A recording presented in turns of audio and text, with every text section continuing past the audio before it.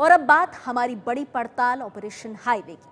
UP के बुलंदशहर में highway पर मां बेटी के गैंगरेप के मुजरिम को तो उनके किए की सजा जरूर मिलेगी, लेकिन अभी सवाल ये है कि अगर देश में नेशनल हाईवेज पर हम और आप चलते हैं, सफर करते हैं, तो हम कितने सुरक्षित हैं? एबीपी न्यूज की 5 जाबाज महिला रिपोर्टर्स के साथ देखिए हाईवेज की पड़ताल, ऑपरेशन हाईवे। ऑपरेशन हाईवे के लिए एबीपी न्यूज की 5 महिला रिपोर्टर्स तैयार हैं। नोएडा में एबीपी न्यूज सेंटर में सभी रिपोर्ट्स और कैमरा पर्सन की टीम इकट्ठा हुई। इन रिपोर्टर्स को यहीं से 5 अलग अलग नेशनल हाईवेज के लिए निकलना था। हमारा मकसद ये जानना था कि देश के राष्ट्रीय राजमार्गों पर हम और आप कितने सुरक्षित हैं। एबीपी न्यूज करेगा देश के 5 बड़े राष्ट्रीय राजमार्गों की पड़ताल। NH1, NH2, NH8, NH24 और NH91। बुलंदशहर हाईवे पर मां बेटी के साथ गैंगरेप की घटना रात में हुई, इसलिए हमारी महिला रिपोर्टर्स ने भी रात में ही हाईवेज की पड़ताल का फैसला किया। मैं सरोज सिंह रहूंगी NH24 पर। मैं हूं विनीता यादव और मैं जायजा लेने जा रही हूं दिल्ली आगरा हाईवे का। मैं प्रतिमा मिश्रा रहूंगी NH91 पर, बताऊंगी कितना सुरक्षित है NH91 महिलाओं के लिए। मैं हूं श्रेया बहुगुणा और मैं बताऊंगी NH1 पर क्या वाकई हेल्पलाइन काम करती है। और मैं हूं फराह खान, मैं आपको बताऊंगी कितना सुरक्षित है दिल्ली जयपुर हाईवे परिवारों के लिए। ऑपरेशन हाईवे के जरिए एबीपी न्यूज ये जानना चाहता है कि राष्ट्रीय राजमार्ग पर लोग कितने महफूज हैं। कोई मुश्किल में फंसता है तो क्या हाईवे पर मदद मिलती है? कैसी है राष्ट्रीय राजमार्ग की सुरक्षा? हाईवे पेट्रोलिंग के कैसे हैं इंतजाम? क्या हाईवे पर लिखे इमरजेंसी नंबर काम करते हैं? 5 अलग अलग नेशनल हाईवे पर एबीपी न्यूज की महिला रिपोर्टर्स का सफर शुरू हो चुका है, लेकिन यह सफर सुहाना है या डरावना? पड़ताल शुरू हो चुकी है। Operation highway. दिल्ली से लखनऊ को जोड़ने वाला बड़ा नेशनल हाईवे है NH24। ABP news reporter Saroj Singh जब इस हाईवे की पड़ताल करने निकली तो कई चौंकाने वाली बातें सामने आई। करीब 150 किलोमीटर के सफर में सरोज का ऑपरेशन हाईवे देखिए। मैं इस वक्त हूँ NH24 पर। ये नेशनल हाईवे है जो कि दिल्ली को जोड़ती है लखनऊ से गाजियाबाद, हापुड़, गजरौला, मुरादाबाद होते हुए। रात के तकरीबन 11:30 बज रहे हैं और मैं करूंगी सफर अपने कैमरामैन के साथ। कोई भी लड़की अगर रात को इस हाईवे का रुख करती है अपने गंतव्य तक पहुंचने के लिए, परिवार हो साथ में या फिर अकेले, तो क्या कुछ दिक्कतों का सामना उसे करना पड़ सकता है। सफर की शुरुआत हुई और हम गाजियाबाद के विजयनगर संजय नगर होते हुए डासना पहुंचे। पुलिस वाले हमें यहाँ मुस्तैदी से तैनात मिले।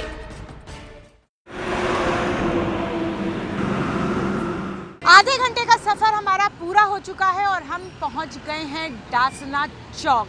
हमें मिली इस तरह से एक 100 नंबर वाली जिप्सी, आप देख सकते हैं महिंद्रा स्कॉर्पियो की जिप्सी है और यहाँ 5-7 पुलिस वाले भी चेकिंग करते हुए आपको दिखाई दे रहे होंगे, ट्रकों को रोककर।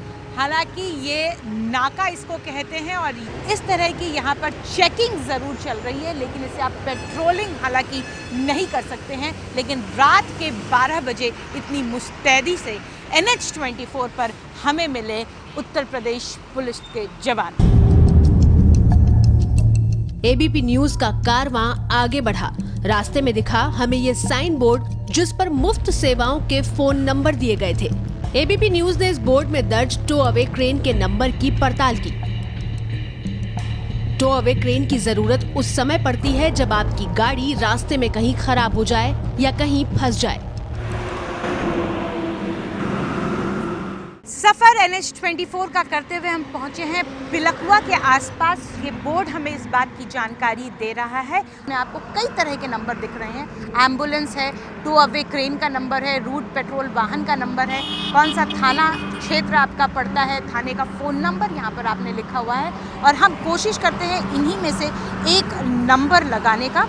आप ये देख सकते हैं, टू अवे क्रेन, क्योंकि अगर गाड़ी ख़राब हो जाए तो आपको उसकी ज़रूरत पड़ेगी। तो हम नंबर लगाते हैं 0893634658। ये वो नंबर है। आपके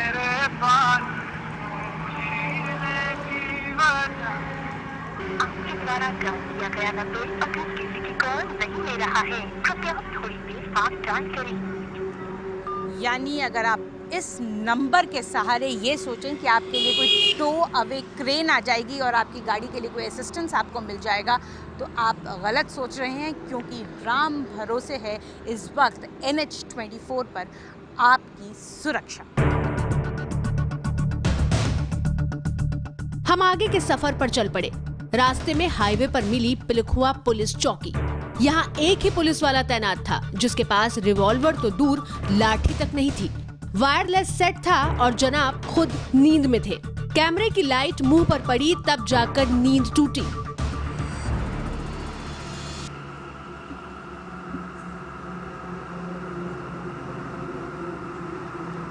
रामपाल सिंह जी,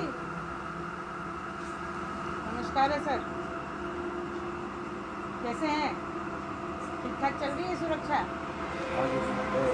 अकेले हैं? अकेले हैं? आपके पास कुछ सुरक्षा के लिए क्या क्या चीज़ है? अगर कुछ अभी हो जाए तो क्या करिएगा?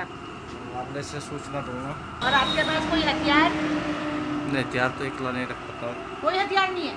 हथियार तो जो है अंदर रखे है जी, कहाँ या अंदर? हमारी टीम पर रखे है, तो निगरानी ड्यूटी पे हूँ। तो आपने देखा, हम इस वक्त मौजूद हैं पुलिस चौकी कोतवाली पिलखुआ के अंदर आता है जनपद हापुड़। हापुड़ अभी 10 किलोमीटर आगे बताया जा रहा है। एक कांस्टेबल यहाँ ड्यूटी पर तैनात है। रात के 12:40 का वक्त हुआ है और अगर मैं यहाँ आकर भी इनसे अगर सुरक्षा मांगती हूँ तो इनके पास हथियार के नाम पर कुछ भी नहीं है। सिर्फ एक वायरलेस सेट मौजूद है जिससे वो अपने दूसरे अधिकारियों को सूचना दे सकते हैं, और उन्हें पहुँचने में कितना वक्त लगेगा इसका कोई अंदाज़ा नहीं। पुलिस चौकी से हम जैसे ही आगे की तरफ बढ़े, हमारे फोन की घंटी बजी। नंबर अनजाना था। पता चला ये नंबर टो अवे क्रेन वालों का था, पर मुफ्त सेवा के नाम पर क्या मिल रहा था आप भी सुनिए। हेलो, हाँ, गाड़ी खराब हो गई थी, टो अवे ले करके जाना था। कहाँ पे? ये पिलखुए के पास। उसका लगेगा आपका 3000 दे दो। 3000? तो आपने देखा उस नंबर जिस पे हमने फ़ोन किया था, उस नंबर को किसी ने उठाया तो नहीं, लेकिन एक दूसरे नंबर से फ़ोन ज़रूर आया जिसने हमें टो अवे की सुविधा तो दी, लेकिन उस पर लिखा था निःशुल्क सेवाएं। लेकिन ये हमें मात्र 10 किलोमीटर के लिए 3000 रुपये चार्ज करने की बात कह रहे थे। तो ये एक दूसरा पक्ष है इस हाईवे पे सफ़र करने का। यानी अगर आपको वो सुविधा मुहैया कराएंगे तो वो निःशुल्क नहीं होगी। राष्ट्रीय राजमार्ग पर सुरक्षा का जिम्मा है राज्य सरकार का, जिसने स्थानीय पुलिस को ये काम सौंपा है। लेकिन हमें डासना के बाद 30 किलोमीटर तक एक भी पुलिस पेट्रोल की गाड़ी नहीं दिखाई दी। भारत में राष्ट्रीय राजमार्गों पर जो सफर करते हैं उनकी सुरक्षा की जिम्मेदारी राज्य सरकार की है, और राज्य सरकार ने ये जिम्मेदारी दे रखी है स्थानीय पुलिस को, जिनके पास अलग से हाईवे की पेट्रोलिंग टीम होती है। फिलहाल हम NH24 पर डासना से आगे निकल चुके हैं, तकरीबन 30 किलोमीटर, और गढ़ मुक्तेश्वर के रास्ते में हैं। लेकिन एक भी पेट्रोलिंग टीम इस वक्त हमें रास्ते पर 30 किलोमीटर के स्ट्रेच पर नहीं मिली। हालांकि नियम के मुताबिक हर 50 किलोमीटर पर तो आपको एक पेट्रोलिंग टीम दिख जानी चाहिए, और तकरीबन हर आधे घंटे पर आपको कोई ना कोई इस तरह की सुविधा मुहैया ज़रूर होनी चाहिए। नोएडा के जिस परिवार के साथ बुलंदशहर के पास गैंगरेप की घटना घटी, उस परिवार ने 100 नंबर पर डायल किया था, लेकिन उस पर रहा था नो रिस्पॉन्स। इस वक्त हम NH24 पर चल रहे हैं और हम भी जायज़ा लेंगे क्या 100 नंबर पर वाकई में कॉल उठता है या नहीं। मैंने अपने फ़ोन से 100 नंबर डायल किया है और अब मैं आपको दिखा रही हूँ कि क्या रिस्पॉन्स है। घंटी गई। हेलो हेलो सर, ये मैं NH24 पे गढ़ के आसपास हूँ, तो मुझे थोड़ी सी असिस्टेंस की ज़रूरत थी। आप मुझे मेरा लोकेशन बता सकते हैं? हम थोड़ा सा भटक से गए हैं। कहाँ पे हो आप? सर वही तो मैं आपसे जानना चाहती हूँ, ये कॉल जब जाती है तो क्या GPS नहीं होता? GPS नहीं होता साहब। NH24 हाईवे पर हमने लगभग 100 किलोमीटर से भी ज़्यादा का सफ़र तय किया और पाया कि हमारी और आपके जैसे हज़ारों मुसाफिरों की सुरक्षा है लाठी, हेलमेट और 2002 से भी पुरानी पुलिस की जिप्सी के सहारे। जी हाँ, 100 नंबर हो या फिर सहायता का और कोई नंबर, किसी के पास वो तकनीक मौजूद नहीं कि आप जब उस नंबर पर फ़ोन करें तो आपका लोकेशन ट्रेस कर सके, बता सके कि आपको मदद की ज़रूरत कहाँ है।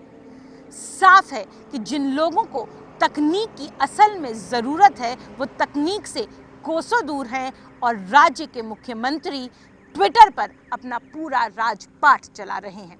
Saroj Singh, ABP news, NH24।